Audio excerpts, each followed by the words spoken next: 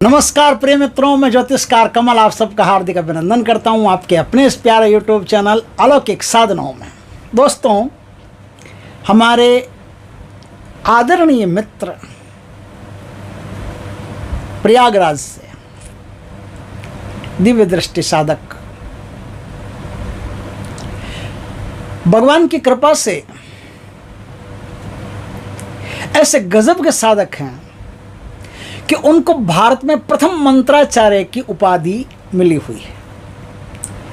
प्रयागराज से कृष्णा दल के अध्यक्ष दिव्य नेत्रों वाले ऐसे महान साधक, उनका सानिध्य हमें प्राप्त हुआ, हमारे लिए बड़े सौभाग्य की बात है। उनको हजारों लाखों मंत्र मुख ज़बानी है और कई प्रकार की उच्च कोटि की साधनाएं कर चुके हैं। उनके 28-30 हजार शिष्य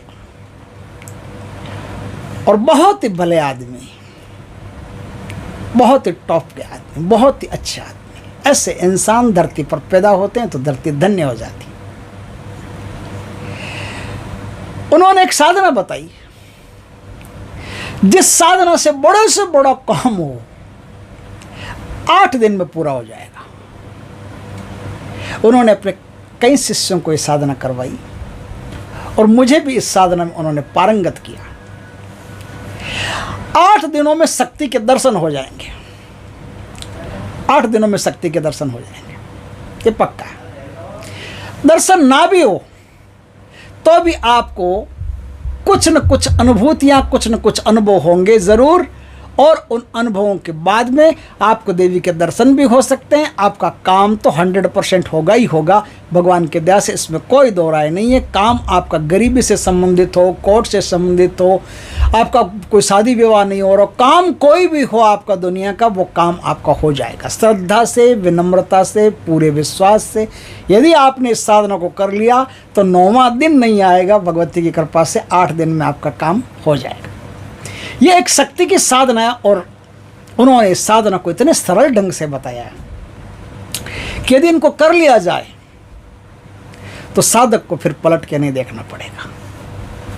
और शक्ति जब प्रकट होती है तब उनसे विनय प्रार्थना कर ली जाए। यह साधना माता के रूप में ही होती है। शक्ति जो भी आए उसे माता के रूप में ही आपको स्वीकार करना होता है, दूसरा कोई रूप इसमें नहीं चलता। साधक को लाल वस्त्र, हाँ, साधना कैसे की जाएगी अब मैं बताता हूँ।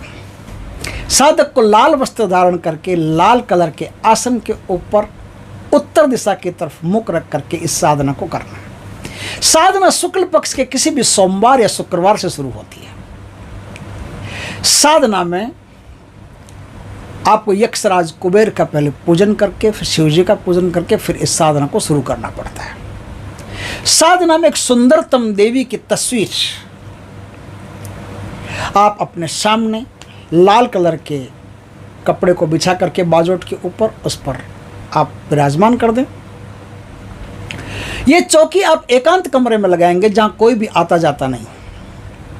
उस एकांत कमरे में इस चौकी को लगाएंगे। चौकी को लगाने के बाद में उसके ऊपर घी का दीपक करेंगे, बढ़िया धूप करेंगे।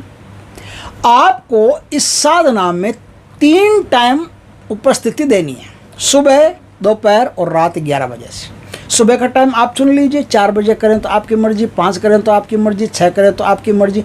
11 माला का जाप आपको करना है। माला आपकी लाल चंदन की होनी चाहिए या फिर रुद्राक्ष की होनी चाहिए। सिद्ध, प्राण प्रतिष्ठित, चैतन्य, जागृत माला होनी जरूरी है। बस इस माला से आपको साधना शुरू करनी है।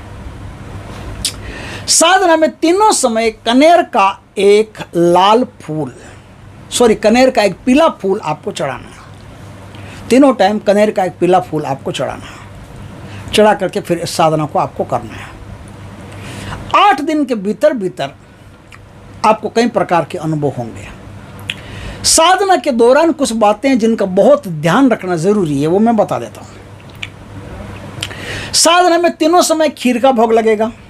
या खीर आप सौंपा की अपने हाथ से बनाएंगे, थोड़ी सी बना लेना कटोरी में, नाम मात्र की खीर बना करके वो खीर आप सुबह चढ़ाएंगे, आप दोपहर चढ़ाएंगे, आप रात को चढ़ाएंगे। और इधर आपकी साधना पूरी हो जाती है, आपके मंत्र जाप पूरे हो जाते हैं, आप संकल्प छोड़ देते हो कि आज के अभी के मंत्र जाप जो मैंने किए हैं वो हे देवी आपको समर्पित हो, ऐसा बोल दिए हैं। ऐसा बोल देने के बाद में फिर जब सब काम पूर्ण हो जाए तो वो खीर उठाइए और खुद ही खानी है और किसी को नहीं देनी है। वो कटोरे ले जा करके साफ करवा लीजिए या कर लीजिए।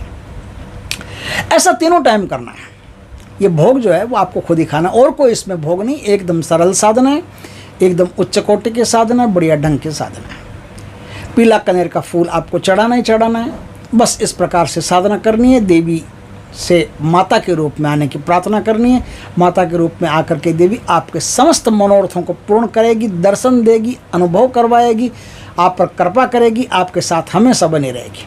अब सुनो, साधना में बात क्या है। साधना में साधना काल के दौरान यदि कोई भी स्त्री आपके पास आ जाती है, आपकी स्त्री हो, दूसरे की स्त्री हो, कोई बुरी स्त्री हो, अच्छी स्त्री हो, छोटी लड़की हो, बड़ी लड़की हो, बूढ़ी स्त्री हो, वृद्धा स्त्री हो, व्यभिचारिणी स्त्री हो, कोई गंदी से गंदी स्त्री हो, बढ़िया से बढ़िया स्त्री हो, आप उसका किसी भी हालत में अपमान नहीं कर सकते।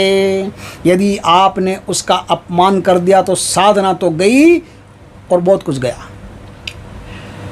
छोटी सी कोई पागल लड़की आपको आकर के पूछे, ए बता मुझे क्यों बुलाया, बता मुझे क्यों बुलाया, बता क्यों बुलाया, ऐसे खतरनाक ढंग से रोष व्यक्त करते हुए आपको अगर पूछे कुछ भी, आपको रोष नहीं करना है। आपको तुरंत समझ जाना है कि कुछ न कुछ तो शक्ति भेज रही है। आपको विनम्र प्रार्थना करनी। आपको मार भी दे, पीट भी दे कोई स्त्री, आपको यदि पत्थर भी फेंक दे, आप पर लाठी भी चला दे, कोई ठोक ठाक भी दे, तो भी आपको शांत रहना है। हर स्थिति में, हर अवस्था में स्त्री का सम्मान ही करना है, चाहे छोटी हो 8 साल की हो, चाहे बड़ी हो 60 साल की हो। इस नियम का आपको गांठ बांध करके ध्यान रखना है, ब्रह्मचर्य का पालन करना है। और जो भी स्त्री आपके सामने आए उसके पैरों की तरफ देखना है, उसके चेहरे की तरफ, उसके कमर से ऊपर या उसके पैरों से ऊपर देखना ही नहीं है। आपको कोशिश ये रखने कि 8 दिन किसी स्त्री को आप सिर्फ उसके चरण देखो। चरण तो माता के देखा जाता है, तो आपके लिए हर स्त्री उस समय माता के समान ही होनी चाहिए। यही मान करके आपको साधना करनी है। बहुत ही बढ़िया साधना है। साधना में आपका जो भी मनोरथ है वो पूर्ण हो जाता है। इस साधना का जो मंत्र है वो गुरु जी की आज्ञा से, गुरु जी से दीक्षित होकर के ही फिर आपको लेना पड़ता है। फिर इस साधना को आप करेंगे तो तत्काल सिद्धि आपको प्राप्त होगी। दोस्तों, वीडियो अच्छा लगे तो लाइक करना, कमेंट करना, शेयर करना। पहली बार हमारे चैनल पर आए, चैनल को सब्सक्राइब करना, पास में जो बेल आइकॉन का बटन दबा देना, ताकि हमारे ज्ञानवर्धक जानकारीपूर्ण वीडियो सबसे पहले आपके पास आ सके। जय श्री कृष्ण दोस्तों।